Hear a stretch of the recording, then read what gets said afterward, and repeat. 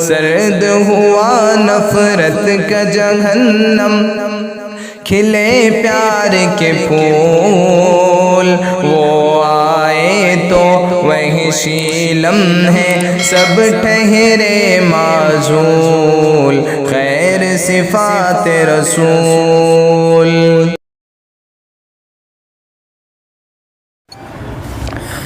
अस्सलामु अलैकुम वरहमतुल्लाहि वबरकातुहू। तलबा-ए अज़ीज़, उर्दू की ऑनलाइन तदरीस में आपका पुरतपाक इस्तक़बाल है। आज के इस सबक में, आज की इस वीडियो में हम मशक़ी सरगर्मी हल करेंगे। पिछले 2 हिस्सों में हमने जिगर मुरादाबादी की गज़ल मुलाहिज़ा की थी। जिगर मुरादाबादी के मुताल्लिक़ हमने मालूमात हासिल की, जान पहचान हासिल की, तारीख़ पैदाइश, वफ़ात, उनकी किताबें के मुताल्लिक़ हमने मालूमात हासिल की। और आज हम दूसरे हिस्से में हमने जिगर मुरादाबादी की जो गज़ल है उस गज़ल की हमने तफ़हीम की। आज हम मशक़ी सरगर्मी हल करेंगे। मशक़ी सरगर्मी हल करने से पहले ये बात आप ज़हनशीन कर लें कि इम्तिहान में गज़ल 6 नंबर के लिए पूछी जाती है। एक गज़ल दी जाती है और उसके ज़ैल में आपको 3 सवालात होते हैं। तो उसमें गज़ल के पहला सवाल आपको तफ़हीम पर मबनी होता है, जो कि 2 नंबर के लिए होता है। तफ़हीम में आपको शजरी खाके, शिबकी खाके, खाली जगह, जोड़ियाँ वगैरह पूछी जाती है। इसी तरह सवाल नंबर 2 जो होता है उसको आपको इज़हार ख़याल करना होता है। इज़हार ख़याल, इज़हार राय के मुताल्लिक़ आपको सवाल पूछा जाता है, और इसी तरह 2 नंबर के लिए। इसी तरह सवाल नंबर 3 जो होता है वो शायर की फ़नी खूबियाँ बयान करने के मुताल्लिक़ होता है। इसमें आप शायर की फ़नी खूबियाँ बयान कर सकते हैं। और इसी तरह जो शेरी क़वाइद है, जैसे तशबीह, इस्तिआरा, तजनीस, ज़ायद, ख़त्ती, नाक़िस के मुताल्लिक़ आपको सवालात पूछे जाते हैं। आपको रदीफ़, काफ़िये के मुताल्लिक़ भी सवालात पूछे जा सकते हैं। तो ये 3 नंबर का 3 सवालात 2-2 नंबर के होंगे, यानी कुल 6 नंबर के लिए गज़ल में से सवालात आते हैं। इसलिए आप इसी पैटर्न पर अपनी तैयारी जारी रखें। मशक़ी सरगर्मी में जो सवालात होते हैं, यानी कुछ वज़ाहत करना होती है और उसके लिए सबब बयान करना होता है, इस्तेहसानी वज़ाहत होती है। ये मुमकिन नहीं कि इसमें का ही आए, आपको आज़ाद सवाल भी आ सकते हैं। इसलिए आप अपने ज़हनी एतबार से आप तैयार रहें कि आपको सवालात 6 नंबर का जो हमने पैटर्न बताया उस एतबार से आपको हल करना है। चलिए चलते हैं मशक़ी सरगर्मी हल करने के लिए। नंबर 1, खाके, सफ़ा नंबर 106 निकालिए। खाके पर मबनी सरगर्मियाँ। यहाँ पर नंबर 1 है, जान पहचान से मौजू लफ्ज़ तलाश करके शिबकी खाका मुकम्मल कीजिए। अब यहाँ पर नए सिलेबस है हमारा। नए सिलेबस में जो जान पहचान होती है, जान पहचान में से भी पैराग्राफ आ रहा है। तो आपको जान पहचान के मुताल्लिक़ भी आपको तैयार रहना है कि हो सकता है, मुमकिन है जान पहचान में भी सी सवाल आ जाए। इसलिए जान पहचान के मुताल्लिक़ भी आप प्रिपेयर रहें। जान पहचान से मौजू लफ्ज़ तलाश करके शिबकी खाका मुकम्मल कीजिए। इसमें जिगर मुरादाबादी है, उनके नाम, मुकाम पैदाइश, तारीख़ पैदाइश, वफ़ात यहाँ पर दी गई हैं। तो आप सबसे पहले नाम जो है, जिगर मुरादाबादी का नाम, असल नाम अली सिकंदर था। मुकाम पैदाइश आपकी है तो मुरादाबाद है। मुकाम पैदाइश आप मुरादाबाद लिख लीजिए। और तारीख़ पैदाइश जो है सन 1890, और इसी तरह वफ़ात सन 1960 है। ये तमाम एक्टिविटीज़ आपको हल करना है, लेकिन आपकी आसानी के लिए हम तमाम चीज़ें आपको हल करा रहे हैं। रवां खाका मुकम्मल कीजिए। नंबर 2 पर देखिए, रवां खाका मुकम्मल कीजिए। अब यहाँ पर काफ़िया है, आपको काफ़िया लिखना है। जैसा कि हमने कल की तदरीस में आपको काफ़िया के मुताल्लिक़ समझा दिया है, काफ़िया किसे कहते हैं उसके मुताल्लिक़ हमने कल आपको समझा दिया है।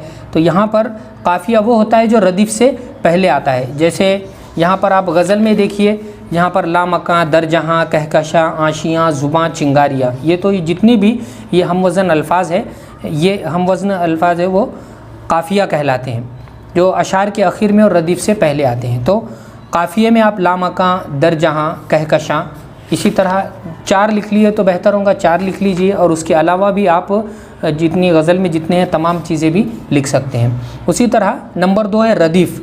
रदीफ़ वो है जो बार बार आए, बार बार तकरार हो और वो तब्दील ना हो।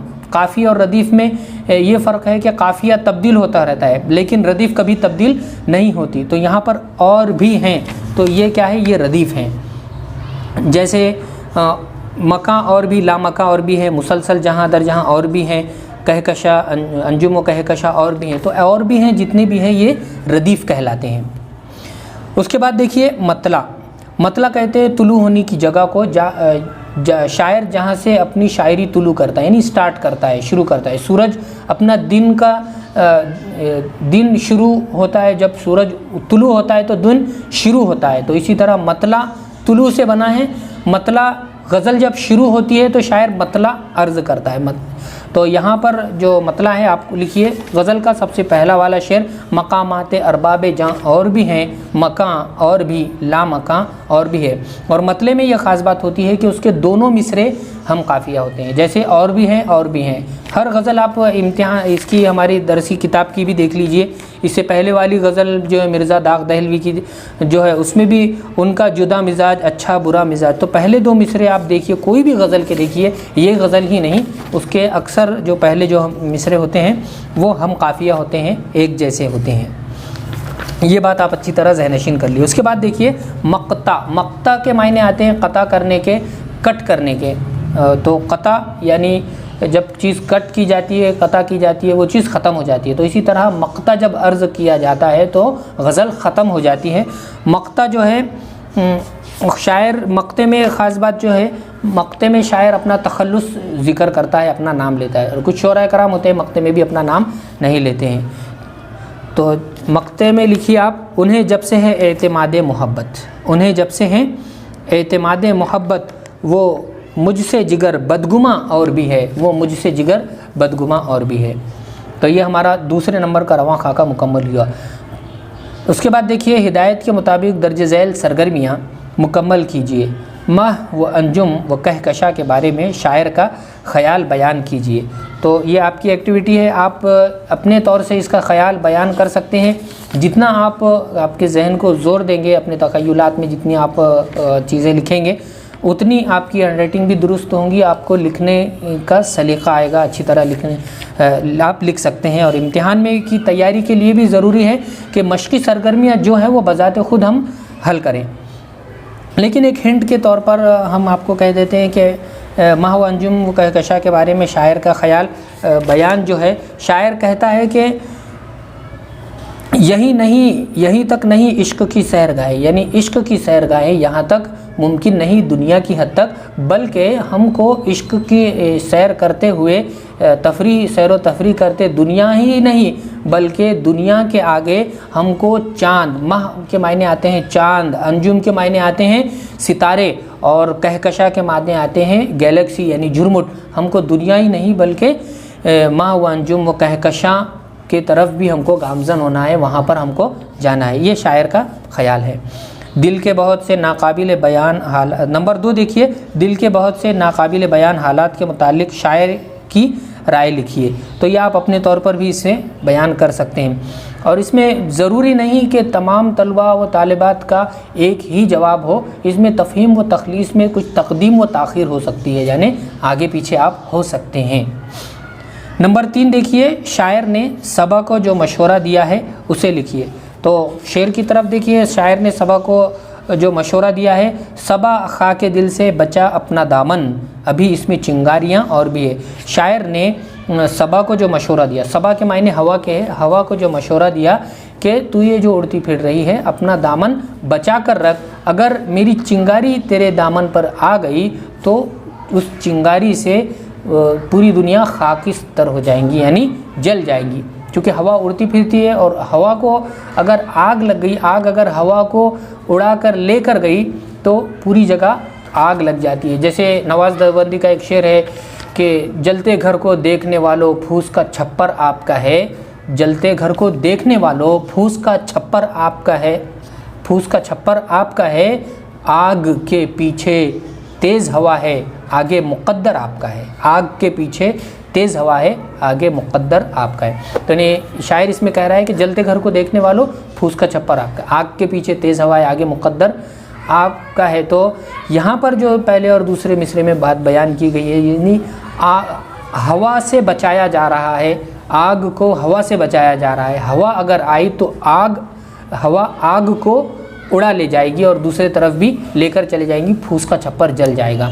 इसी पैराए में शेर मुकम्मल कर लेते हैं। जलते घर को देखने वालों, फूस का छप्पर आपका है, आग के पीछे तेज़ हवा है, आगे मुक़द्दर आपका है। उसके कत्ल पर मैं भी चुप था, मेरा नंबर अब आया। उसके कत्ल पर मैं भी चुप था, मेरा नंबर अब आया। मेरे कत्ल पर तुम भी चुप हो, अगला नंबर आपका है। चलिए आगे चलते हैं, सबब बयान कीजिए। मुकम्मल नहीं है जुनून तजस्सुस। जुनून तजस्सुस कहते हैं तहकीक का मादा, रिसर्च का मादा। तो मुकम्मल नहीं है जुनून तजस्सुस, तो इंसान की जो तहकीक का मादा है वो कब्र से माँ की गोद से लेके कब्र की गोद तक रहना चाहिए। तजस्सुस कभी मांद नहीं पड़ना चाहिए, इल्म हासिल करते रहना चाहिए। तो इसके मुतालिक आपको सबब बयान करना है, ये आप अपने तौर पर लिख सकते हैं। वो मुझसे जिगर बदगुमा और भी है, तो ये भी आप अपने तौर पर लिखिए। उसके बाद देखिए दर्जे झैल की वजाहत कीजिए। कफ़स सूरत आशियाँ, अब इसकी वजाहत करना है, वजाहत के ताल्लुक़ से भी आपको आ सकता है इम्तिहान में। कफ़स सूरत आशिया यानी कैद खाना कफ़स सूरत आशियाँ और भी है। आशिया के मायने आते हैं घोंसले के, आशिया के मायने घोंसले, आशियाना घोंसला।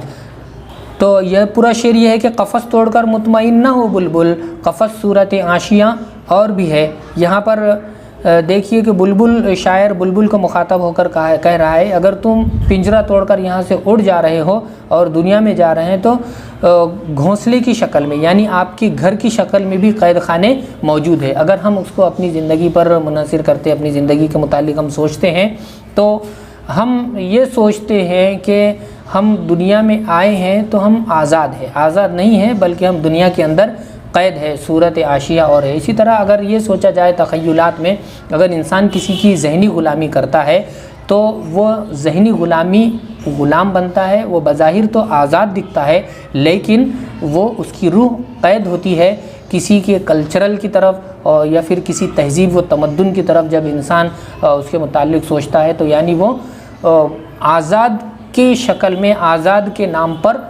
के नाम पर वो शख्स कैद है। जैसे फॉर एग्ज़ाम्पल हम हैं और फ़िल्में वगैरह चलती हैं और बहुत सी चीज़ें चलती हैं, जैसे नौजवान लड़के जो होते हैं, टिकटॉक वगैरह चल रहा है।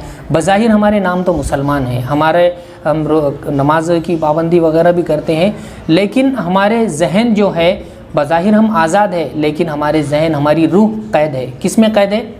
मल्टीमीडिया मोबाइल में कैद है, एंड्रॉयड मोबाइल में कैद है, और हम कैद, मोबाइल ने हमको कैद कर लिया है। हम आज़ाद हैं, लेकिन हम कैदी हैं हमारे मोबाइल के। तो अजीज़ तलबा, मोबाइल को इस्तेमाल कीजिए, मोबाइल आपको इस्तेमाल ना करें।